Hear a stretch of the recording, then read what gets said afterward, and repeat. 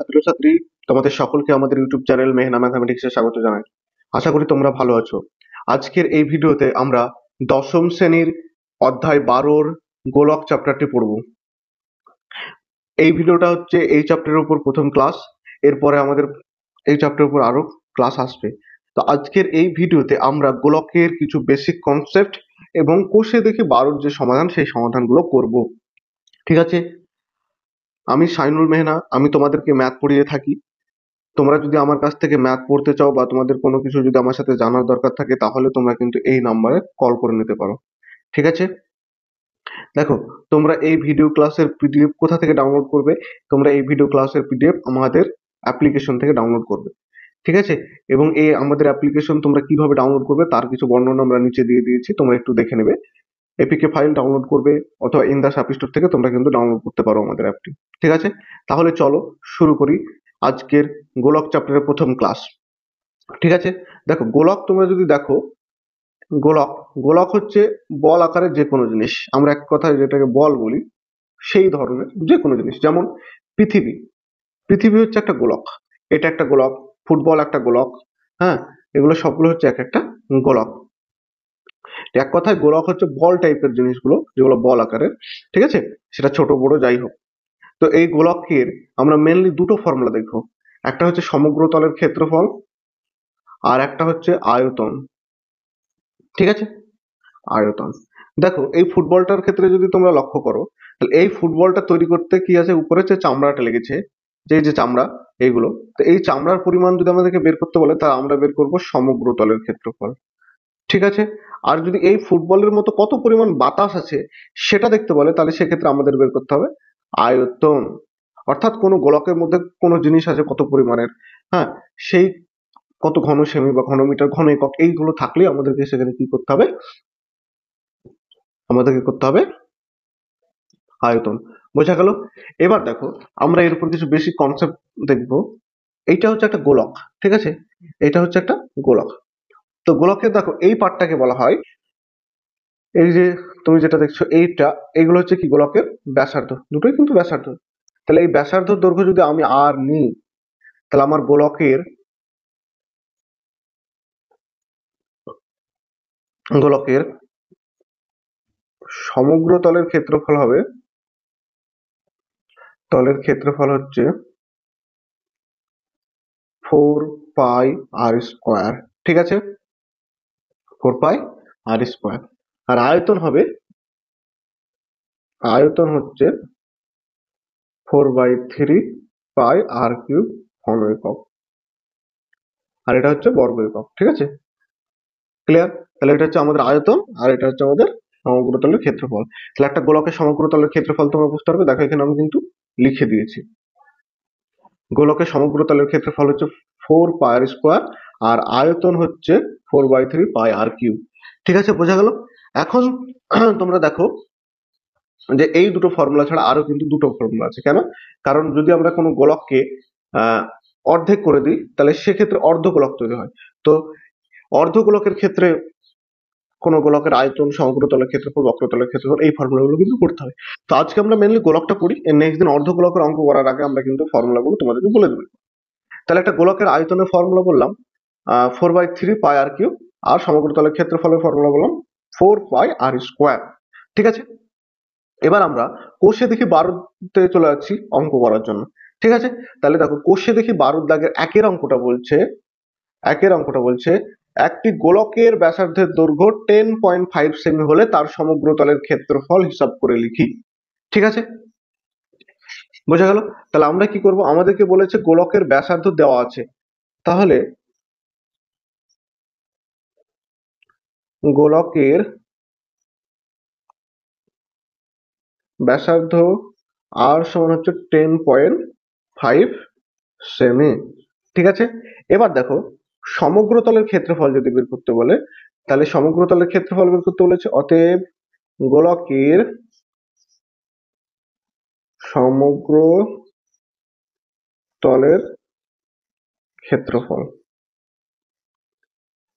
অর্থাৎ গোলকের সমগ্র তলের ক্ষেত্রফল কি হবে, গোলকের সমগ্র তলের ক্ষেত্রফলের ফর্মুলা হচ্ছে 4πr² বর্গ সেমি, তাই তো? তাহলে দেখো 4 ইন্টু 22/7 ইন্টু কত আর স্কোয়ার, আর কত 10.5, যেহেতু স্কোয়ার আছে তাই আমি দুটো লিখে দিলাম 10.5। দেখো এই দশমিক তুলে দাও, তাহলে নিচে 10, এই দশমিক তুলে দাও তাহলে হবে নিচে 10। ক্লিয়ার? বোঝা গেল? দেখো, হ্যাঁ, মেনলি 7 দিয়ে এটাকে কাটবে, 7 এর সাথে 7 15 105, এটা 5 দিয়ে কাটবে, 3 5 15, 5 দুগুণে 10, এটা হচ্ছে 11 দুগুণে 22। ঠিক আছে?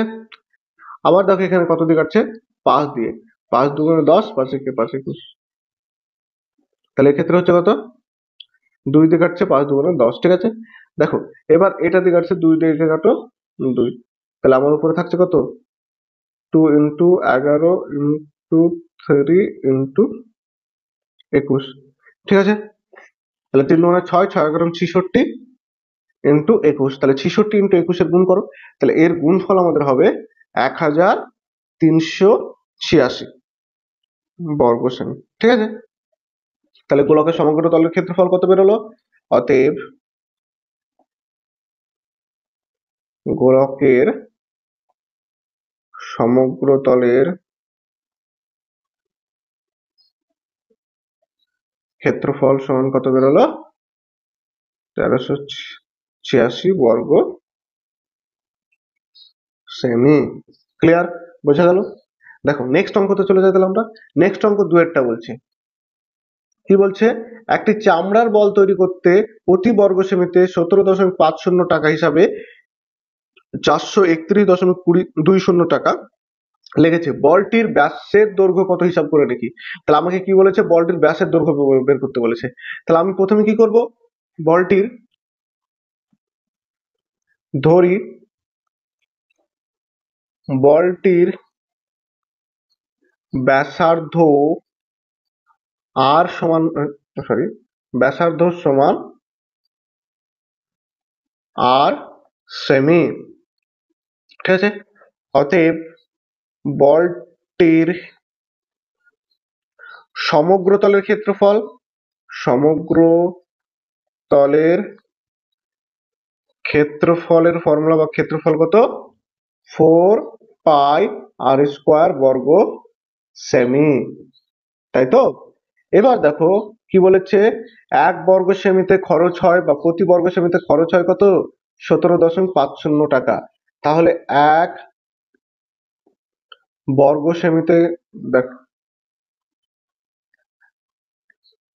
বর্গ সেমিতে খরচ হয়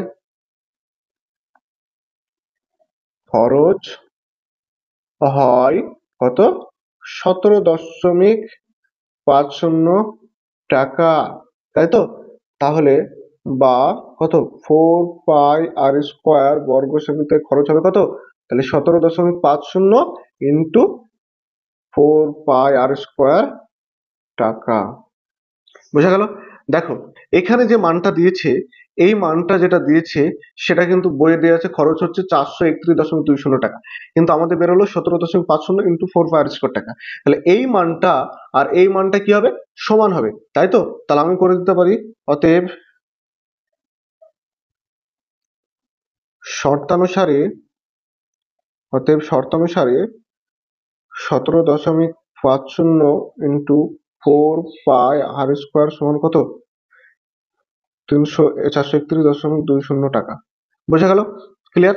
দেখো আমি যদি এই পার্টটা, এইটা এইদিকে গুণ আছে, এইদিকে গেলে কি হয়ে যাবে, ভাগ হয়ে যাবে, তাই তো? তাহলে আমি যদি এটা করি, বা আমি এখান থেকে তোমার ডাইরেক্ট আর এর মানটা যদি বের করি, আর স্কোয়ারটা বের করি, তাহলে কি হবে দেখো, আর স্কোয়ার সমান, ঠিক আছে, তাহলে দেখো এইটা উপরে আছে, উপরে থাকবে, আর এটা কি গুণাকার আছে এদিকে, তাহলে বাই হয়ে যাবে, ভাগ। বোঝা গেল? তাহলে আমি এখানে কত, 431.20, নিচে হচ্ছে 17.50। ঠিক আছে? দেখো 4টা এখানে গুণাকার আছে, তাহলে এইদিকে গেলে কি হয়ে যাবে, বায়াকার হয়ে যাবে, তাহলে নিচে ইন্টু 4। ঠিক আছে? এখানে দেখো 22/7 এদিকে আসলে উল্টে যাবে, তাহলে 7/22 হয় গুণ করলে, তাহলে আমি এখানে লিখবো ইন্টু 7, বাই নিচে হচ্ছে 22। ঠিক আছে? দশমিক দশমিক তুলে দাও, শূন্য শূন্য কেটে দাও, ঠিক আছে, তাহলে তুমি একে কাটো 11 দ্বারা, তাহলে পাবে 11 দুগুণে 22, আর এখানে পাবে 392। ঠিক আছে, 4 দিয়ে কাটো, 4 দিয়ে 392 কাটলে তুমি পাবে 98।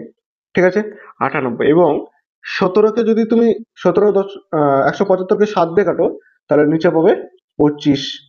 ঠিক আছে, তাহলে নিচে হচ্ছে 25, এবং 2 দিয়ে 98কে কাটো, তাহলে হচ্ছে 49।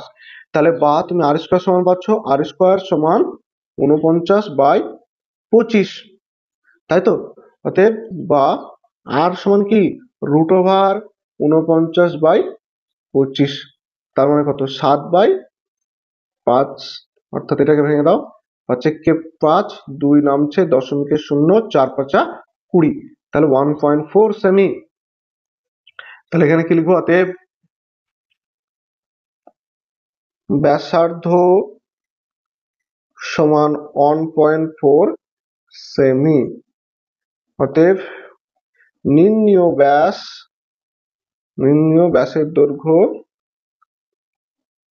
তাহলে কি ব্যাসের দৈর্ঘ্য কি? ব্যাস হচ্ছে ব্যাসার্ধের দ্বিগুণ, তাহলে 2 × 1.4 অর্থাৎ 2.8 সেমি। ক্লিয়ার? বোঝা গেল? এবার দেখো নেক্সট অঙ্ক কি বলছে? নেক্সট অঙ্ক বলছে স্কুল শটপট খেলার জন্য একটি বল ব্যবহার করা হয়, তার ব্যাসের দৈর্ঘ্য হচ্ছে 7 সেমি হলে বলটিতে কত ঘন সেমি লোহা আছে। অর্থাৎ যেহেতু ঘন সেমি বলেছে, সুতরাং কি করতে হবে? এর আয়তন বের করতে হবে। ঠিক আছে, তাহলে দেখো এখানে আমার কি বলা আছে? প্রথমে এখানে আমার বলা আছে ব্যাসের দৈর্ঘ্য, তাহলে আয়তন বের করার জন্য প্রথমে আমাকে বের করতে হবে ব্যাসার্ধের দৈর্ঘ্য। তাহলে কি বলেছে? বলটির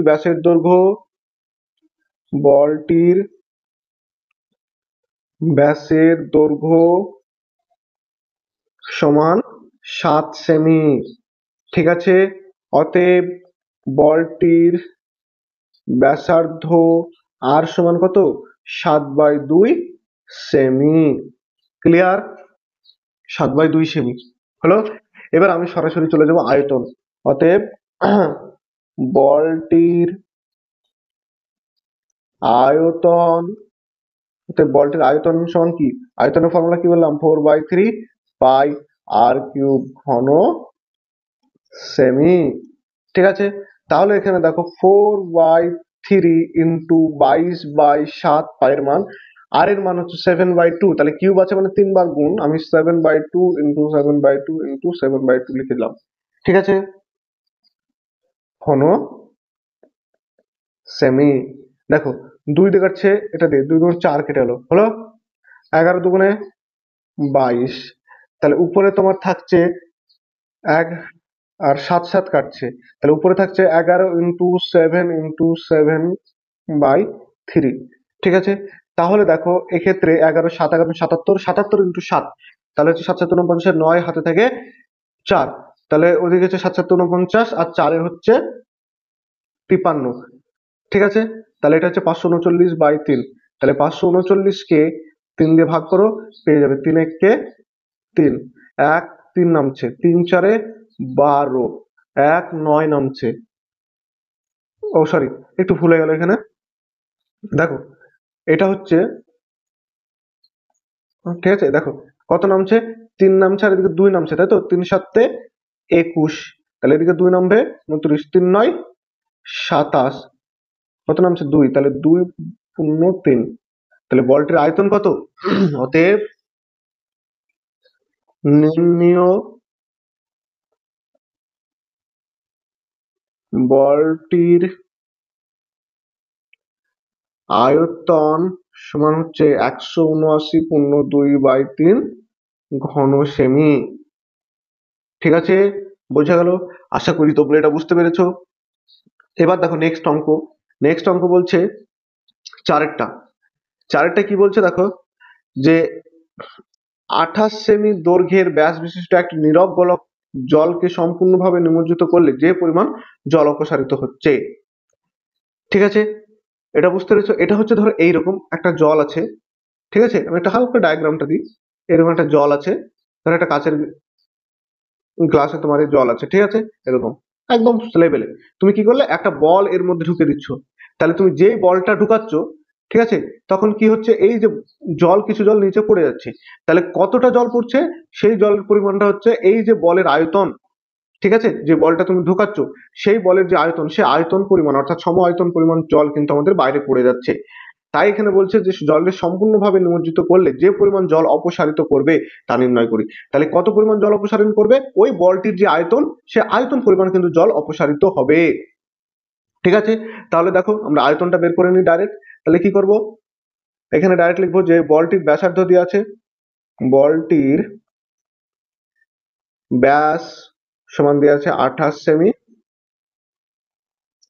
অতএব বলটির ব্যাসার্ধ হচ্ছে আর সমান 28/2 অর্থাৎ 14 সেমি হলো। অতএব বলটির আয়তন, বলটির আয়তন সমান কত, 4/3 পাই আর কিউব ঘন সেমি।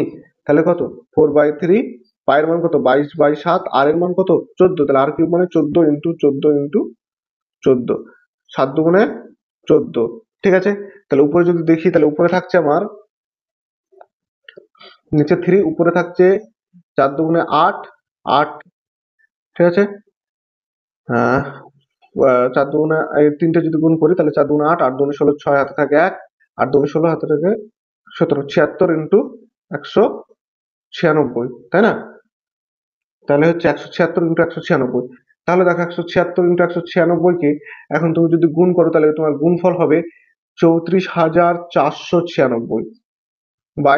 তাহলে আমি কি করবো, ডাইরেক্ট ভাগ করে দেবো। 34,496 কে 3 দ্বারা ভাগ করলে 3 একে 3, নামছে কত 4, 3 একে 3, কত 1 4, 3 4 12, নামছে কত 2, তাহলে 9, 3 9 27, কত 2 26।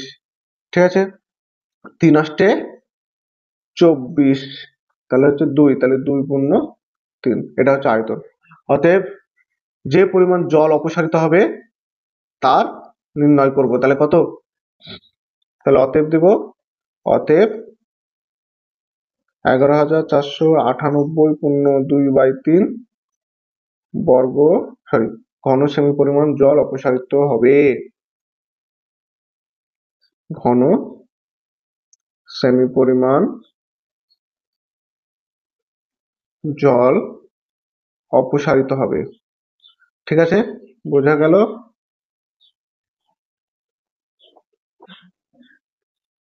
ক্লিয়ার? এবার দেখো এখানে যে অঙ্কটা 5-এর দাগে যেটা অঙ্কটা বলছে, সেটা বলছে একটা বেলুন, একটি গোলাকার গ্যাস বেলুন ফোলাবার সময় তার ব্যাসার্ধের দৈর্ঘ্য ছিল 7 সেমি এবং 7 সেমি থেকে 21 সেমি হলে বেলুনটির পূর্বের এবং পরের সমগ্র তলের ক্ষেত্রফল লেখো। দেখো একটা গোলক আকৃতির মানে বেলুন, আমি তোমাদের একটু দেখে দিই। ঠিক আছে, ধরো এখানে একটা প্রথমে বেলুন ছিল এরকম। ঠিক আছে, সেই বেলুনটার ব্যাসার্ধ ছিল কত, 7 সেমি। এখন এই বেলুনটাকে যদি আমরা ফোলাই তাহলে সেক্ষেত্রে আমরা কি পাচ্ছি, এর থেকে একটু বড় বেলুন পাচ্ছি, এরকম একটা বড় বেলুন। ঠিক আছে, দেখাচ্ছি, এরকম একটা বড় বেলুন পাচ্ছি। বোঝা গেল? এরকম, তাহলে এই বড় বেলুনের, ওইটা নিচে করে দিই, একটা বড় বেলুন হয়ে যাচ্ছে। তাহলে দেখো এই বড় বেলুনের যে ব্যাসার্ধ, সেটা পরবর্তীকালে কি হচ্ছে, ব্যাসার্ধ হয়ে যাচ্ছে আমাদের 21 সেমি। ঠিক আছে, তাহলে দেখো এখানে আমি লিখবো আহ পূর্বে পূর্বের বেলুনটির ব্যাসার্ধ ব্যাসার্ধ সমান কত, r1, ব্যাসার্ধ r1 নিয়ে r1 সমান 7 সেমি হলো। অতএব পূর্বের বেলুনটির সমগ্র তলের ক্ষেত্রফল হচ্ছে কত? 4πr1 তার স্কোয়ার বর্গ সেমি। ঠিক আছে, বোঝা গেল? এবার লিখবো পরের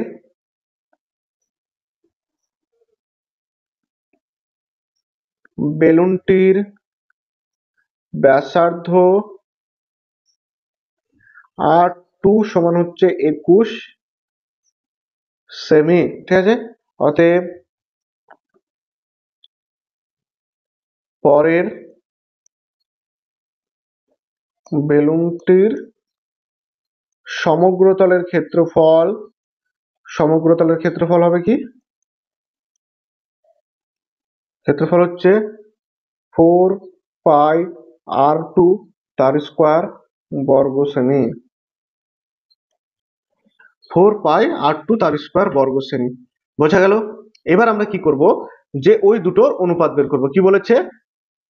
পূর্বের এবং পরের বেলুনের সমগ্র তলের ক্ষেত্রফলের অনুপাত। ঠিক আছে, তাহলে আমরা লিখব অতএব পূর্বের ও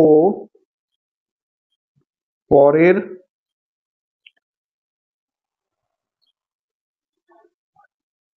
বেলুনটির সমগ্র তলের ক্ষেত্রফল, তাই তো? সমগ্র তলের ক্ষেত্রফল সমান কত? সরি, ক্ষেত্রফলের অনুপাত। তাহলে অনুপাত, দেখো অনুপাত কত? প্রথম কাটটা কত আছে? প্রথম কাটটা আছে 4πr1 তার স্কোয়ার ইস টু, পরেরটা হচ্ছে 4πr2 তার স্কোয়ার। ঠিক আছে, তাহলে এটা মানে কি লিখতে পারি? 4πr1 স্কোয়ার বাই 4πr2 তার স্কোয়ার। দেখো 4 এবং 4 কেটে গেল, তাহলে এটা কি দাঁড়াচ্ছে? r1 বাই r2 তার হোল স্কোয়ার। ঠিক আছে, দেখো r1 বাই r2, r1 এর মান কত? 7, আর r2 এর মান কত? 21 তার হোল স্কোয়ার।